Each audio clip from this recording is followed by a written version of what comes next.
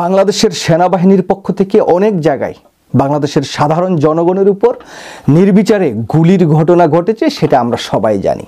কিন্তু হঠাৎ করে বাংলাদেশের মানবিক সেনাপ্রধান ওয়াকারুজ্জামান সেনাবাহিনীর সদস্যদের নিয়ে একটি সেমিনার বা একটি সভার আয়োজন করেন। সেই সভা শেষে আমাদের সেনাপ্রধান ওয়াকারুজ্জামান একটি গান গেয়েছিলেন যে আর বেশি কাঁদালে উড়াল দিব আকাশে। তারপর থেকেই রাজনৈতিক পট পরিবর্তনের আভাস বা পট পরিবর্তনের যেই মেরুকরণ সেটি ঘটে গিয়েছিল। তার প্রেক্ষিতেই 5ই আগস্ট শেখ হাসিনা বাংলাদেশ থেকে পালিয়ে গিয়েছিল। তো সেই সময়ে আমরা সেনাপ্রধান ওয়াকারুজ্জামানকে মানবিক ওয়াকারুজ্জামান অথবা এই জুলাই আগস্ট বিপ্লবের একজন মহানায়ক হিসাবে অনেকে দেখতে শুরু করেছিলেন। অনেকেই বলেছিলেন সেনাপ্রধান যদি এটা না করতো তাহলে কি হতো, অনেক রক্তপাত হতো, তিনি স্বইচ্ছায় জনগণের পাশে দাঁড়িয়েছেন। এমন নানা তথ্য, নানা সমীকরণ বাংলাদেশের অনেক বিশ্লেষক উপস্থাপন করতে শুরু করেছিলেন। কিন্তু তার পরবর্তী সময়ে আস্তে আস্তে থলের বিড়াল বেরিয়ে যেতে শুরু করে। ভারতের সেনাপ্রধানের বক্তব্য থেকে আমরা জানতে পারি শেখ হাসিনা যখন বাংলাদেশ থেকে পালিয়ে যাচ্ছিলেন বিমানে, সেই সময়টি পুরো সময়টি জুড়ে ওয়াকারুজ্জামান ভারতের সেনাপ্রধানের সাথে ফোনে যোগাযোগ রক্ষা করে চলছিলেন। কিছু কিছু সময় তিনি ভিডিও কলেও কথা বলেছিলেন, এমন তথ্য দিয়েছেন। কিন্তু সম্প্রতি যে বিস্ফোরক তথ্যটি জানিয়েছেন জাতিসংঘের মানবাধিকার বিষয়ক হাই কমিশনার ভোল্কার তুর্ক বিবিসির একটি অনুষ্ঠান হার্ট টকে গিয়ে তিনি কথা বলতে গিয়ে উদাহরণ দিতে গিয়ে বলেছেন, আপনাকে জুলাই আগস্ট গণ অভ্যুত্থানের সেনাবাহিনীকে সতর্ক করেছিল জাতিসংঘ, আন্দোলন থামাতে দমন নিপীড়নে অংশ নিলে শান্তিরক্ষা মিশনে অংশগ্রহণ বন্ধ হয়ে যেতে পারে বলে দেওয়া হয়েছিল সতর্ক বার্তা। এমনটা জানিয়েছেন জাতিসংঘের মানবাধিকার বিষয়ক হাই কমিশনার ভোল্কার তুর্ক। তিনি আরও বলেন যে আমরা প্রকৃতপক্ষে সেনাবাহিনীকে সতর্ক করি, যদি তারা এতে জড়িত হয় তার অর্থ দাঁড়াবে তারা হয়তো আর শান্তিরক্ষী পাঠানোর দেশ থাকতে পারবে না। ফলশ্রুতিতে আমরা পরিবর্তন দেখলাম। দেখুন, এই যে ছাত্র জনতার উপর সেনাবাহিনীর যে বর্বর গুলিবর্ষণ সেটা আমরা দেখেছি, সেটার ভিডিও আছে। শুধু তাই নয়, আপনারা দেখেছেন যে সেনাবাহিনীর পক্ষ থেকে জাতিসংঘের যে শান্তিরক্ষা মিশন লেখা যে গাড়িগুলো, সেগুলো নিয়েও কিন্তু রাজপথে সেনাবাহিনীর সদস্যরা বের হয়ে গিয়েছিলেন।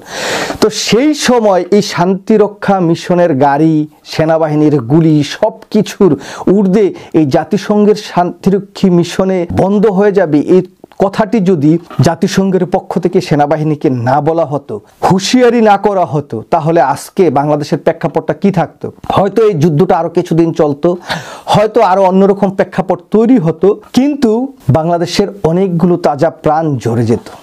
আমরা আজকে এই যে ভোল্কার তুর্ক, তার তথ্য অনুযায়ী আমরা বুঝতে পারছি যে সেনাবাহিনী বা সেনাপ্রধান স্বইচ্ছায় জনগণের পাশে দাঁড়াননি।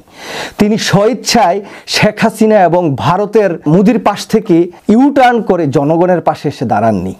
তিনি মানবিক কোনো সেনাপ্রধান নয়, তিনি জাতিসংঘের যে শান্তিরক্ষী মিশন সেই জায়গায় থেকে যখন তারা বাদ পড়ে যাবেন, সেরকম হুমকি, সেরকম নির্দেশনা পাওয়ার পরেই কিন্তু জনগণের পাশে দাঁড়িয়েছিলেন এই ওয়াকারুজ্জামান। তারপরেও তাকে কিছু সূত্রে, কিছু ক্ষেত্রে আমরা ধন্যবাদ দিতে পারি, তিনি হয়তো ভালো একটি উদ্যোগ গ্রহণ করেছেন। কিন্তু যতটা না তাকে আমরা একেবারে মানবিক সেনাপ্রধান হিসেবে আখ্যায়িত করতে চাই, আজকে জাতিসংঘের যে মানবাধিকার বিষয়ক হাই কমিশনার ভোল্কার তুর্কের এই বক্তব্যের পর সেনাবাহিনীর সেই সময়ের কর্মকাণ্ডগুলো কিন্তু চোখের সামনে ভেসে উঠছে। কারণ সেই সময় তাদের প্রথমকার কর্মযোগ্য বা কর্মকাণ্ড আমরা কোনোভাবেই মেনে নিতে পারছি না।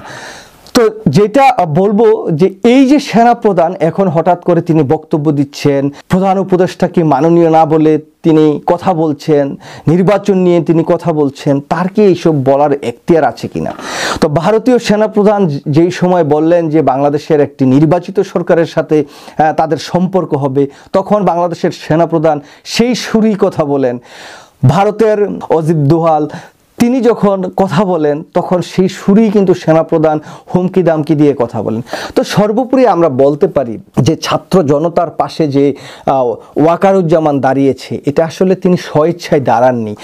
জাতিসংঘের হুমকির পর, জাতিসংঘের কঠোর নির্দেশনার পর কিন্তু তিনি বাংলাদেশের জনগণের পাশে দাঁড়িয়েছেন। তা না হলে হয়তো প্রেক্ষাপটটা অনেকটুকুই ভিন্ন হতে বলে আমি ব্যক্তিগতভাবে মনে করি।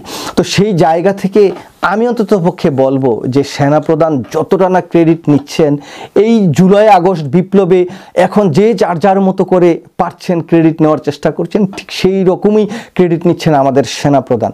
তো সেনাপ্রধান আসলে সেনাবাহিনীকে নিয়ে কর্মযোগ্য বা কর্মকাণ্ড করছেন। এখন এই যে দেখেন বাংলাদেশে একটা অন্তর্বর্তীকালীন সরকার আছে ডক্টর মোহাম্মদ ইউনূসের নেতৃত্বে, এরই মাঝে বাংলাদেশের সেনাবাহিনীর সদস্যরা ম্যাজিস্ট্রেটি পাওয়ার নিয়ে রাজপথে আছেন। তারপরও আমরা দেখছি অনেক জায়গায় এই বিভিন্ন সমস্যা হচ্ছে, ছিনতাই হচ্ছে। যদিও এই ছিনতাইগুলো আওয়ামী লীগের পেইড এজেন্টরা এই ছিনতাই রাহাজারি বিভিন্ন অপকর্মের সাথে সম্পৃক্ত হচ্ছেন। এই কারণে বাংলাদেশকে একটি অস্থিতিশীল রাষ্ট্রে পরিণত করা বা আন্তর্জাতিক অঙ্গনে দেখানো যে বাংলাদেশে আসলে স্থিতিশীল না, এখানে দ্রুত একটি নির্বাচনের মাধ্যমে একটি নির্বাচিত সরকার আসলে পরে বাংলাদেশে স্থিতিশীল হবে, সেরকম একটি প্রেক্ষাপট তৈরি করতে কি সরাসরি সেনাবাহিনীর পক্ষ থেকেও চাচ্ছেন কিনা, এটা নিয়েও কিন্তু এখন সন্দেহ আছে।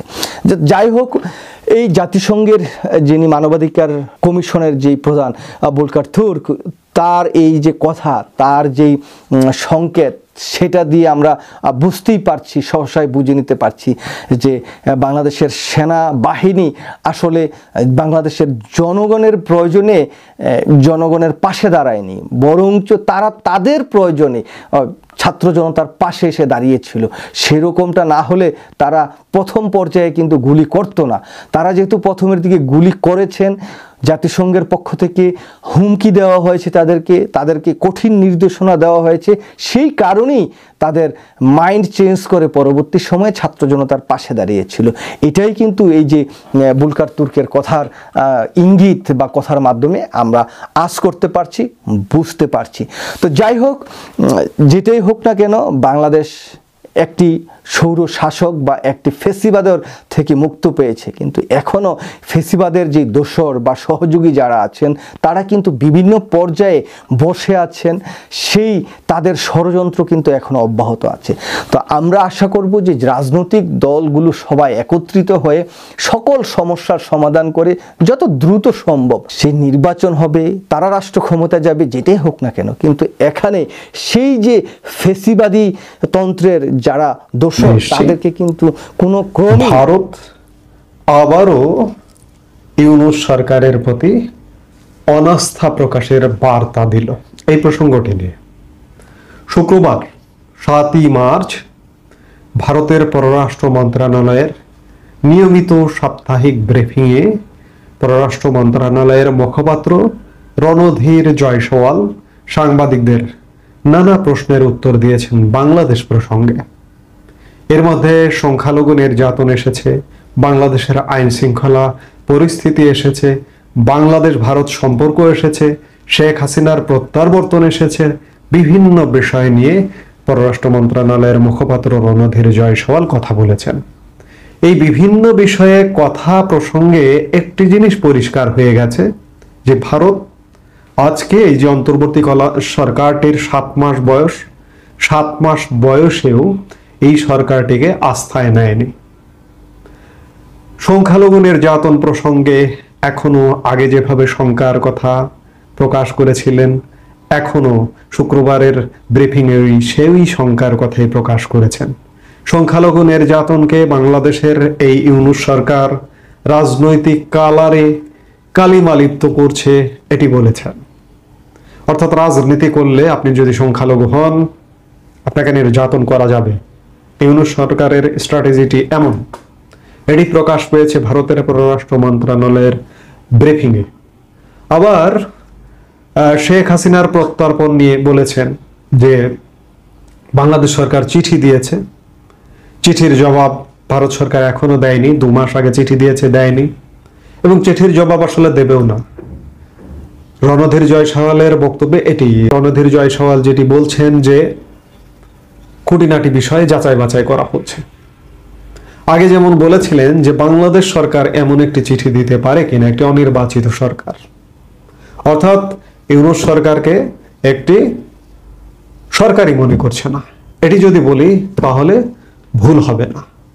ভারত বাংলাদেশ আইন শৃঙ্খলা, বাংলাদেশের আইন শৃঙ্খলা নিয়ে কথা বলেছেন, আইন শৃঙ্খলা নিয়ে উদ্বেগ প্রকাশ করেছেন, জঙ্গি সন্ত্রাসীদের জেল থেকে মুক্তি দেওয়া হচ্ছে এই কথা প্রকাশ করেছেন, যে এতে করে বাংলাদেশ অস্থির হচ্ছে এবং এই অস্থিরতার ঢেউ ভারতে গিয়েও পড়বে এমন শঙ্কার কথাও বলেছেন।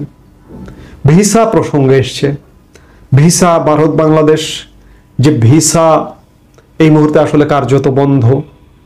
সাংবাদিকদের প্রশ্নের জবাবে তিনি বলেছেন যে স্টুডেন্টরা তো ভিসা পাচ্ছে কিংবা মেডিকেল ভিসা পাচ্ছে, অর্থাৎ সর্বসাধারণের জন্য যে ভিসা চালু করা এটি সহসা চালু হচ্ছে না। কারণ আবারও ভারত এটি প্রকাশ করলেন বাংলাদেশে যে একটি সরকার আছে এটি আসলে সরকার নয়। এই যে এরকম মনোভাবের কারণে বাংলাদেশ পৃথিবীব্যাপী ক্ষতিগ্রস্ত হবে বা হচ্ছে। কারণটা হচ্ছে যে ভারত শুধুমাত্র আমাদের সবচেয়ে নিকট প্রতিবেশী একটি দেশ নয়, বিশ্বের টপ 5 মোড়লদের যদি কাউন্ট করেন আপনি, তাহলে ভারতকে কাউন্ট করতে হবে। আমরা সৌভাগ্যবান হবার কথা ছিল যে আমরা সেই ভারতের প্রতিবেশী, কিন্তু আমরা আসলে দুর্ভাগা। আমরা বুঝে না বুঝে ভারত বিদ্বেষী অ্যাটিটিউড বাংলাদেশে জারি রাখি। এই জন্য আমরা পৃথিবী থেকে বিচ্ছিন্ন হয়ে গেছি অলরেডি। মোহাম্মদ ইউনূসের সরকার যতই চাপাবাজি করুক না কেন, কিন্তু আমরা পৃথিবী থেকে বিচ্ছিন্ন। আপনি যদি কেউ বলেন, কোনো দর্শক যদি বলেন যে না বাংলাদেশ ঠিক আছে, আমাকে একটি প্রমাণ দেখাবেন যে বাংলাদেশের সাথে এই মুহূর্তে পৃথিবীর কোনো জায়গায় কারোর সাথে ভালো সম্পর্ক আছে। কেন নেই? ইস্যু ভারত। কারণ ভারতের প্রভাব পৃথিবীর এমন কোনো দেশ নেই যেখানে নেই। ভারতের প্রভাব পৃথিবীর এমন কোনো দাতা সংস্থা নেই যেখানে নেই। আপনার সবচেয়ে নিকট প্রতিবেশীর সাথে আপনার সম্পর্ক খারাপ, আপনি যাবেন কোথায়?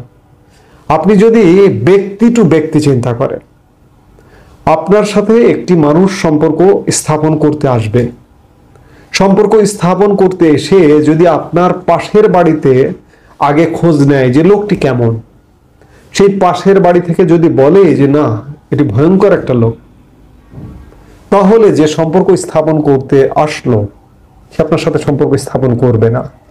আমি যদি বৈবাহিক সম্পর্ক দিয়ে একটি উদাহরণ দেই, ধরুন আপনার পুত্র বা কন্যার বিয়ে দেবেন এক বাড়িতে, সেই বাড়ির পাশে আপনি খোঁজ নিলেন যে এই লোকটি কেমন বা এই পাত্র বা কন্যাটি কেমন, সেই পাশের বাড়ি থেকে বলা হলো যে ভয়ঙ্কর, ভুল করে ও বাড়ির ছায়া মারাবেন না, আপনার সাথে কিন্তু বিবাহ হবে না। ঠিক তেমনি আমার সবচেয়ে নিকট প্রতিবেশী দেশ ভারত, ভারতের কাছে আমরা ভালো বার্তা দিচ্ছি না। ভালো বার্তা না দেবার কারণে আমাদের সম্পর্কটি কিন্তু ভয়ানক। এই যে মোহাম্মদ ইউনূস কদিন আগে গত 3 মার্চ বিবিসি বাংলায় একটি সাক্ষাৎকার দিয়েছিলেন, সাক্ষাৎকারটাতে তিনি বলেছিলেন ভারত বাংলাদেশ সম্পর্ক অসাধারণ, খুব ভালো, এবং ভালো সম্পর্ক না থেকে উপায় নেই। এটি আপনি ঠিক বলছেন যে ভালো সম্পর্ক না থেকে উপায় নেই, আপনি চাপাবাজি করছেন, কিন্তু আপনি ভালো সম্পর্ক রাখছেন না। আপনি কার এজেন্ডা বাস্তবায়ন করছেন? বাংলাদেশকে ব্যর্থ রাষ্ট্র হিসেবে পৃথিবীব্যাপী পরিচিত করে দিতে চাইছেন কেন? আপনি কি, আমি বারবার বলি, বারবার বলবো, যতবার বলি শতবার বলবো যে বাংলাদেশকে কি আফ্রিকার কোনো দরিদ্র পীড়িত, দুর্ভিক্ষ পীড়িত দেশের কাতারে নামিয়ে দিতে চাইছেন? বিশেষ এজেন্ডা নিয়ে এসছেন যার কারণে পৃথিবী থেকে বিচ্ছিন্ন করে দিতে চাইছেন এবং পৃথিবীকে বাংলাদেশ একটি ব্যর্থ রাষ্ট্র হিসেবে প্রমাণ করতে চাইছেন। বাংলাদেশের জনগণের বিরুদ্ধে লেগেছেন ইউনূস সরকার এবং মোহাম্মদ ইউনূস, সেটি প্রকাশ করছেন। মুখে এক কথা বলছেন, মুখে চাপাবাজি কথা বলছেন, মিথ্যে কথা বলছেন, কিন্তু কার্যত ভিন্ন কাজ করছেন। এই যে সবচেয়ে বড় কথা যে ভারত বাংলাদেশ সম্পর্ক, আপনি মুখে বলছেন সম্পর্ক চমৎকার, সম্পর্ক ভালো না রেখে উপায় নেই, কিন্তু আপনি কার্যত সম্পর্ক খারাপ করছেন। এতে আমাদের পরিস্থিতি দিন দিন খারাপ হচ্ছে। আপনি মোহাম্মদ ইউনূস একজন, কিংবা আপনার উপদেষ্টা পরিষদের কয়েকজন আছেন, আপনারা গুটি কয়েক মানুষ, কিন্তু 18 কোটি মানুষের ভাগ্য নিয়ে সিনেমিনি খেলা খেলছেন। বাংলাদেশে যদি একটি ভারত বিরোধী জনগোষ্ঠী থাকেও, সেই জনগোষ্ঠীকেও অন্ততপক্ষে বোঝানো উচিত, রাষ্ট্রীয়ভাবে বোঝানো উচিত। আমি মনে করি যে ভাই, তোমরা ভারত বিরোধিতা করো না, ভারত বিরোধিতা করে টিকতে পারবা না। নানা রকম ভাবে আমাদের ভারত নির্ভরতা আছে। আমাদের উৎপাদন, শিল্প, সাহিত্য, সংস্কৃতি, আমাদের নানা ক্ষেত্রে, খাদ্য, বস্ত্র, নানা ক্ষেত্রে আমাদের ভারত নির্ভরতা আছে। প্রতিবেশীকে বাদ দিয়ে আমরা একটি রাত, একটি ভোর কল্পনা করতে পারি না। আমি বিভিন্ন সময়ে ভারত নিয়ে, ভারতের উপর আমরা কতটা নির্ভরতা আমি কথা বলেছি। আমি একটা ব্যক্তি জীবন নিয়েও কথা বলেছি, এমনও বলেছি যে একটা মানুষ সকালবেলা ঘুম থেকে ওঠা পর্যন্ত, ঘুমোতে যাওয়ার আগ পর্যন্ত একটা মানুষ যদি তার পুরো শরীর, জীবনযাপন, জীবনধারা চিন্তা করে, ভারত ছাড়া, ভারতীয় পণ্য ছাড়া একটা মুহূর্ত কাটাতে পারবে না। তো সেই ভারতকে নিয়ে আপনি লীলা খেলা খেলছেন। ভারত আপনার সাথে কি করবে? ভারত আপনার সাথে সম্পর্ক ভালো না, এটাই বলছে। অর্থাৎ আপনাকে স্বীকৃত দেওয়া হয়নি, আপনি ভারতের স্বীকৃত সরকার নয়। এটি আরেকবার শুক্রবারের নিয়মিত সংবাদ ব্রিফিংয়ে ভারতের পররাষ্ট্র মন্ত্রণালয় জানিয়ে দিল। অর্থাৎ এই জানিয়ে দেওয়ার ফলে পৃথিবী থেকে আপনি আরেকবার বিচ্ছিন্ন হয়ে গেলেন। অর্থাৎ আমরা ব্যর্থ রাষ্ট্রের দিকেই ধাবিত হচ্ছি। মোহাম্মদ ইউনূসের সরকার, মোহাম্মদ ইউনূস, আপনাদেরকে বলবো, এইসব ব্যর্থতার কালিমা বাংলাদেশের ললাটে লাগাবেন না। দয়া করে আপনারা ব্যর্থ এটি বলে রিজাইন দিয়ে রাষ্ট্রপতিকে বলুন যে আমরা পারছি না, আমরা এই সরকারটি রিজাইন দিয়ে চলে গেলাম। তাহলে আরেকটি সরকার গঠিত হবে, সেটি মঙ্গল, এবং যে সরকারটি গঠিত হবে সেটি নিশ্চয়ই একটা সুন্দর সুষ্ঠু নির্বাচন দিয়ে বিদায় নেবে, এবং ভারত বাংলাদেশ শুধু না, বাংলাদেশের সাথে সারা পৃথিবীর একটা ভালো সম্পর্ক তৈরি হবে। এই মুহূর্তে এ পর্যন্তই। সবাই ভালো থাকুন, সুস্থ থাকুন।